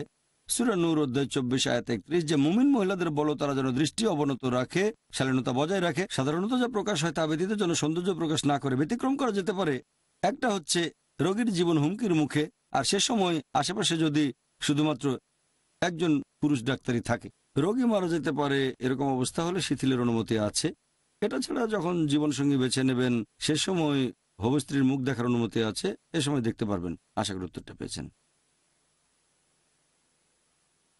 আসসালামু আলাইকুম। ওয়ালাইকুম আসসালাম রহমতুল্লাহ। একজন লোক যদি রেজিস্ট্রি করে বিয়ে করে কোনো অমুসলিমকে, সে কি জাকাত দিতে পারবে? সেই টাকা কি গ্রহণযোগ্য হবে? বোন, আপনি প্রশ্ন করলেন যে একজন মুসলিম রেজিস্ট্রি করে বিয়ে করেছে এক অমুসলিমকে, সেই মুসলিমের জাকাত গ্রহণযোগ্য হবে কিনা। যদি একজন মুসলিম বিয়ে করে কোনো অমুসলিমকে, যদি শরিয়ায় অনুমতি না থাকে, মুসলিম অমুসলিমের বিয়েকে শরিয়া অনুমতি দেয় না। কোনো মুসলিম যদি অমুসলিমকে বিয়ে করে, যেটা করা উচিত না, তাহলে সেটা হবে সেই মুসলিমের একটা ভুল কাজ, এটা হারাম। তবে কেউ একটা কাজ করলো হারাম, তার মানে এই না যে তার দ্বিতীয় কাজটাও গ্রহণযোগ্য হবে না। সেটা নির্ভর করবে আল্লাহ তাআলার উপর। উদাহরণস্বরূপ, যদি কেউ অ্যালকোহল পান করে, সেটা হারাম। যদি প্রশ্ন করেন অ্যালকোহল পান করলে তার জাকাত গ্রহণযোগ্যতা পাবে কিনা, জাকাত এক বিষয়, অ্যালকোহল অন্য বিষয়। যদি অ্যালকোহল পান করেন তাহলে শাস্তি পাবেন, অ্যালকোহল পান করার জন্য যে শাস্তি সেটা আপনি পাবেন। তবে অন্যান্য বিষয়গুলো যতদূর সম্ভব মেনে চলতে হবে। ইসলামে সবচেয়ে বড় পাপ হচ্ছে শিরক, আল্লাহ সুবহানাহু ওয়া তাআলার সাথে অন্য কাউকে শরীক করা। যদি কেউ শিরক করে তাহলে তার অন্যান্য কাজগুলোর কোনো মূল্য নেই। কেন? শিরক করা সবচেয়ে বড় পাপ, আল্লাহ কখনোই ক্ষমা করবেন না যদি কেউ শিরক করে। আল্লাহ পবিত্র কোরআনে বলেছেন সূরা নিসা অধ্যায় নম্বর 4 আয়াত নম্বর 48, এছাড়াও সূরা নিসা অধ্যায় 4 আয়াত 116।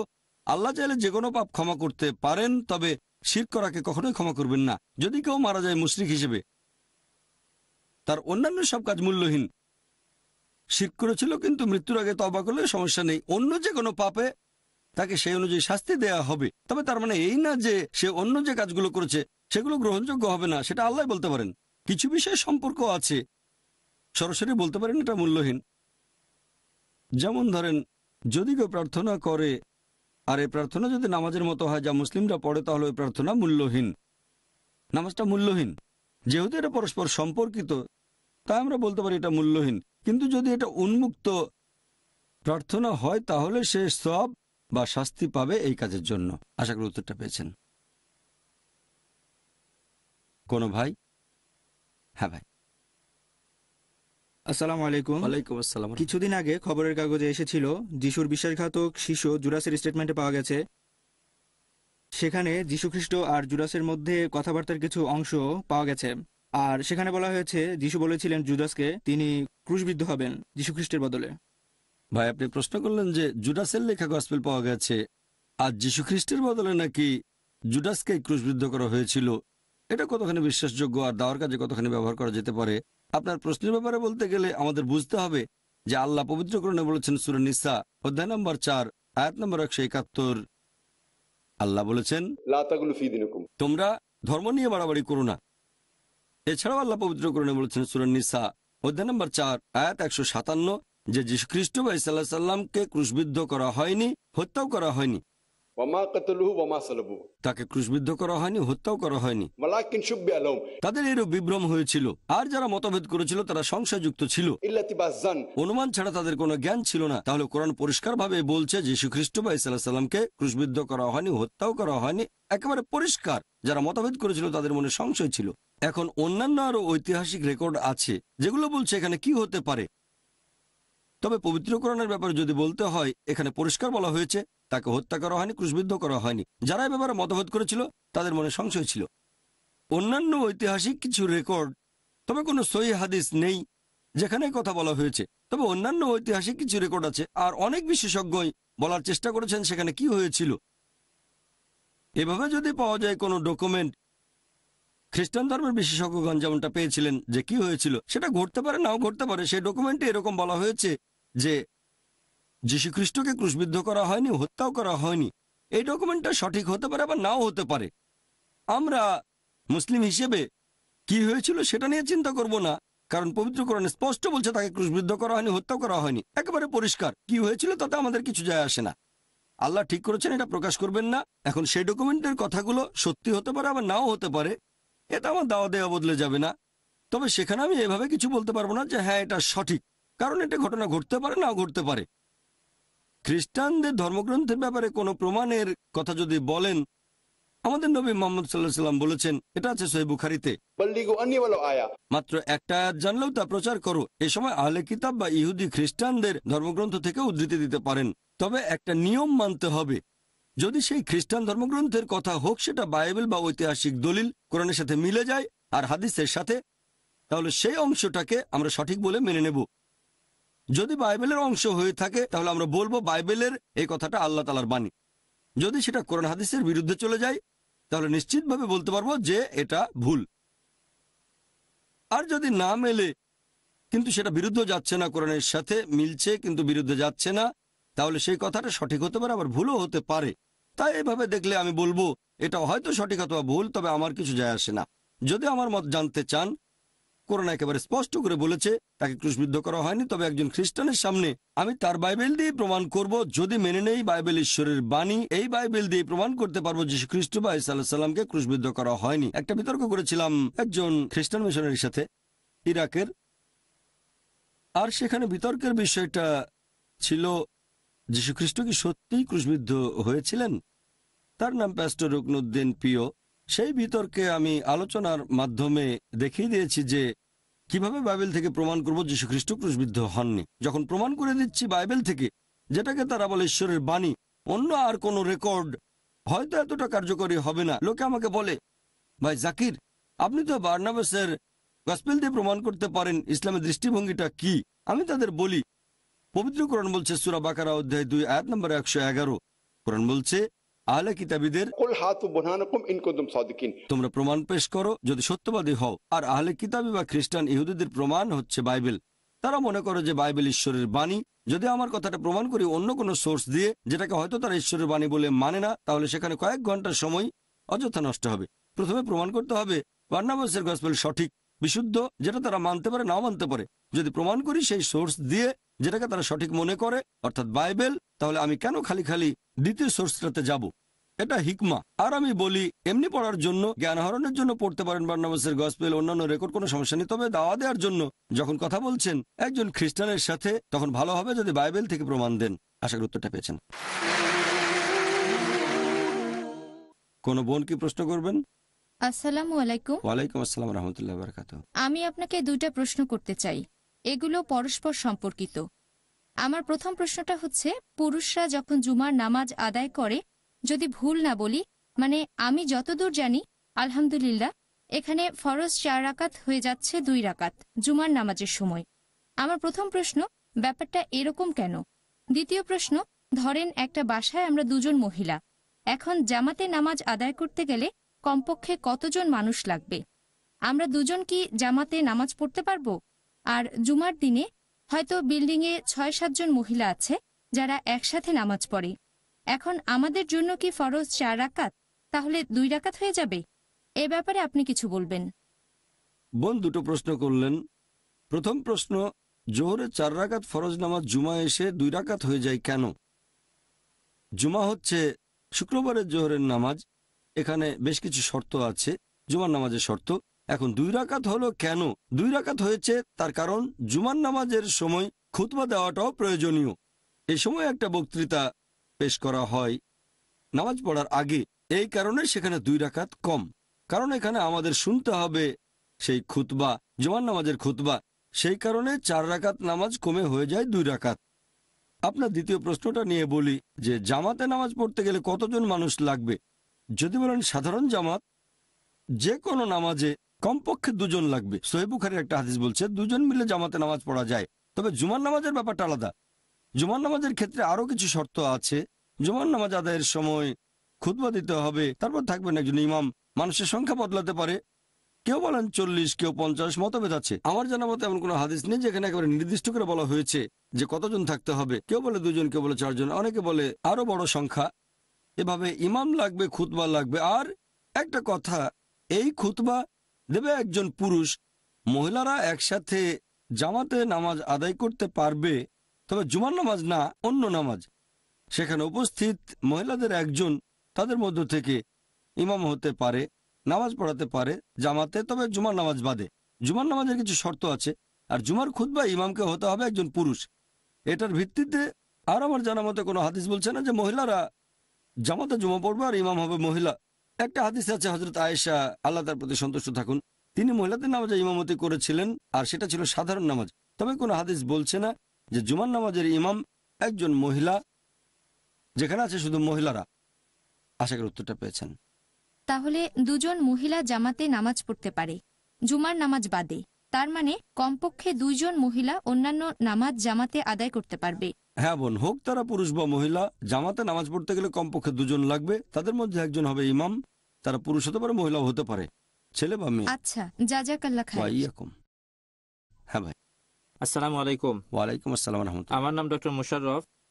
আমার একটা প্রশ্ন আছে যে পবিত্র কোরআনে বলা হয়েছে মানুষকে সৃষ্টি করা হয়েছে তরল নির্যাস থেকে, যা নির্গত হয় পাঁজর আর মেরুদণ্ডের মধ্য থেকে। দয়া করে এর একটু ব্যাখ্যা করে বলবেন কি?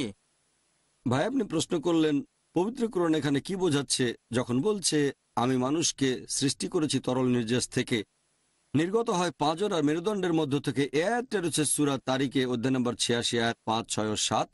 বলা হয়েছে মানুষ সৃষ্টি হয়েছে তরল নির্যাস থেকে, যা নির্গত হয় মেরুদণ্ড ও পাঁজরের মধ্যে হতে। এ ব্যাপারে আমি আগে লেকচারে বলেছি, বইও লিখেছি, কোরআন ও আধুনিক বিজ্ঞান। সেখানে বলেছি যে আয়াতটার অর্থ হচ্ছে বর্তমান বিজ্ঞান আমাদের বলে আমাদের জননেন্দ্রিয় তৈরি হয় সেখান থেকে, যেখানে রয়েছে কিডনি, মেরুদণ্ড আর 11 ও 12 নম্বর পাঁজর। আর সেখানে রয়েছে আমাদের কিডনি, সেখানে আছে জননেন্দ্রিয়, ডিম্বাশয় মহিলাদের ক্ষেত্রে, আর অন্ডকোষ পুরুষদের জননেন্দ্রিয়। সেখান থেকে নির্গত হয় সেই তরল। মহিলাদের ক্ষেত্রে সেটা আসে শ্রোণী পর্যন্ত, আর পুরুষদের ক্ষেত্রে টেমটিস পর্যন্ত সেটা চলে আসে।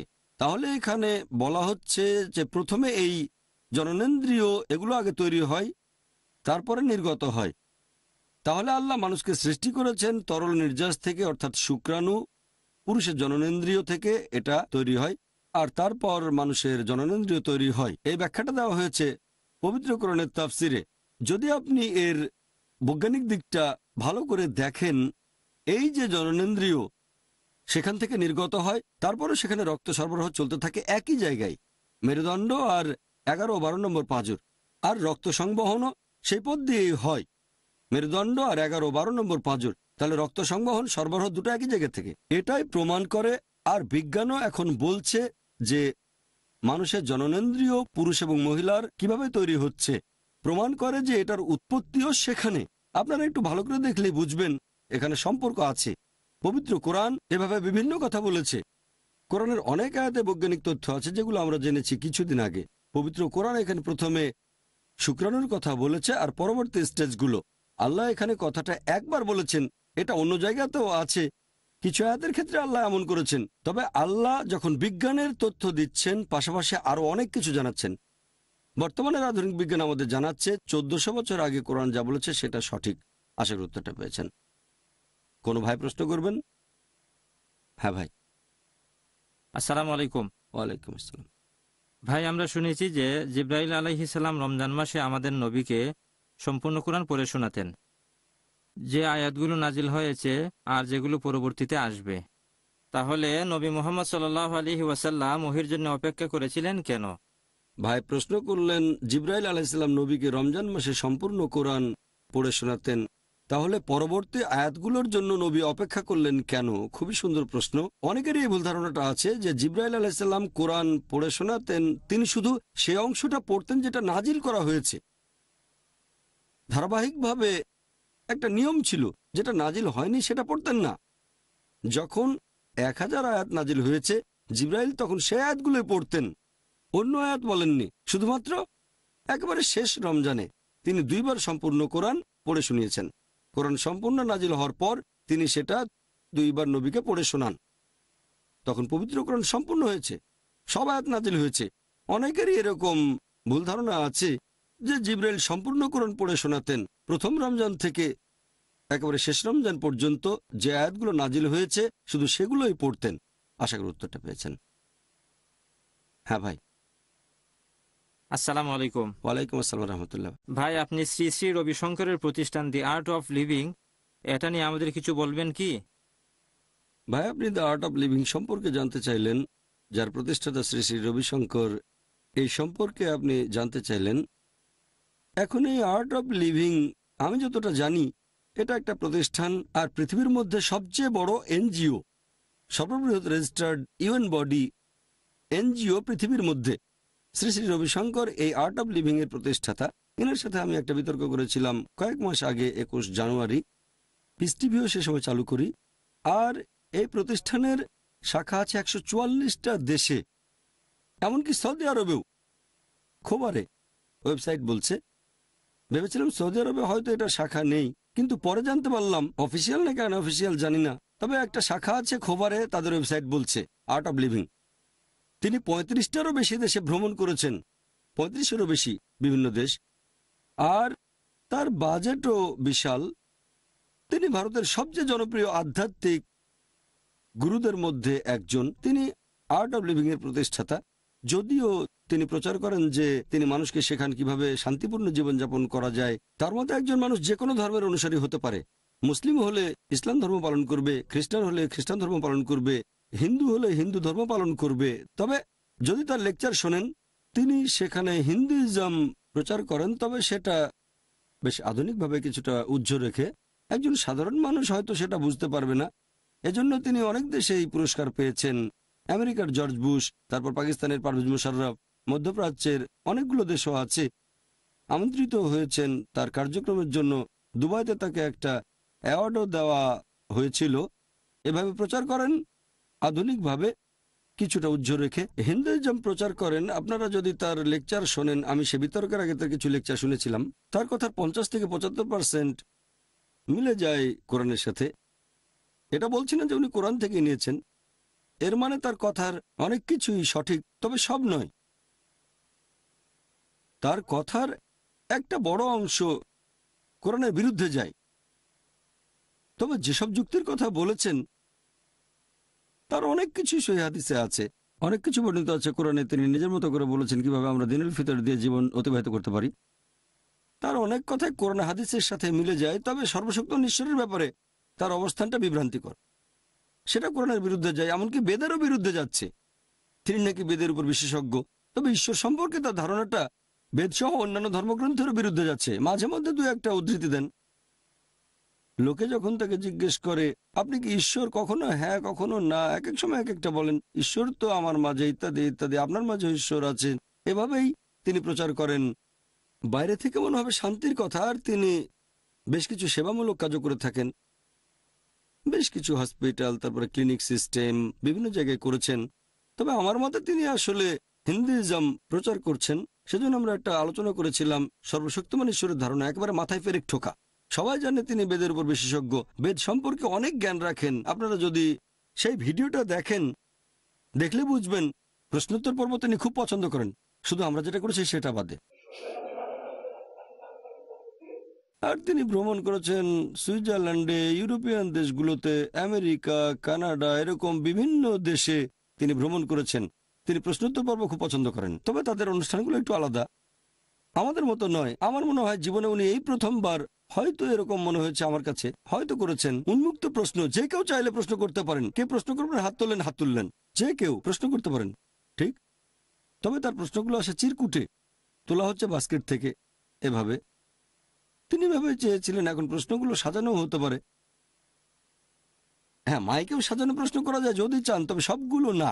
যে কেউ এগিয়ে এসে প্রশ্ন করতে পারেন, উন্মুক্ত প্রশ্নোত্তর পর্ব। আর তিনি সেটাকে সঠিকভাবে সামলাতে পারেননি। হয়তো এইসব প্রশ্নের উত্তর জনগণের সামনে দিতে পারেননি, তবে দিতে পারতেন প্রাইভেটে। সেখানে তো অনেক মানুষ, অনেকের সামনে এই কথাগুলো বলতে হচ্ছে, আর সেজন্যই তিনি অস্বস্তিতে ছিলেন। সেই ভিডিওতে দেখবেন তাকে একটা প্রশ্ন করা হলো, আর কোনো প্রশ্ন কি বাকি আছে যেটার উত্তর আপনি দেননি? উনি বললেন এই প্রশ্নটার। আমাদের অনুষ্ঠানে তাকে প্রশ্ন করা হয়েছিল, ওনাকে তার নিয়মটা বদলাতে হয়েছে। আপনারা ভিডিওটা দেখলে বুঝতে পারবেন ঈশ্বরের ধারণা নিয়ে আলোচনা ব্যাঙ্গালোরে ডক্টর জাকির নাইকের সাথে দেখতে পারেন সেটা। সেখানে এরকম প্রশ্নোত্তর পর্ব তিনি আশাও করেননি। আপনারা অনুষ্ঠানটা দেখলে বুঝবেন তিনি মূল বিষয়ে কোনো কথাই বলেননি। তিনি সেখানে বলেছেন আবেগ, ভালোবাসা আর শান্তির কথা। আর আমরা পরে সেটার যে সিকুয়েল করলাম সেখানে বলেছিলাম আমি সেখানে মূল বিষয়ের পাশাপাশি যখন ভালোবাসা আর শান্তির কথা বললাম ওনার সেটা পছন্দ হয়নি। ওনার মুখের ভাবভঙ্গি দেখলেই বুঝবেন। আপনারা ওনার ওয়েবসাইটটা দেখতে পারেন www.artofliving। সেখানে আরো বিস্তারিত তথ্য পাবেন।